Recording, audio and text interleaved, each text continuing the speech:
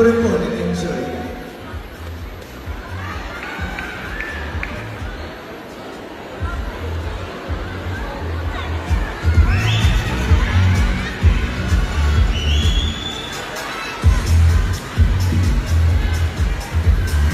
Ayan.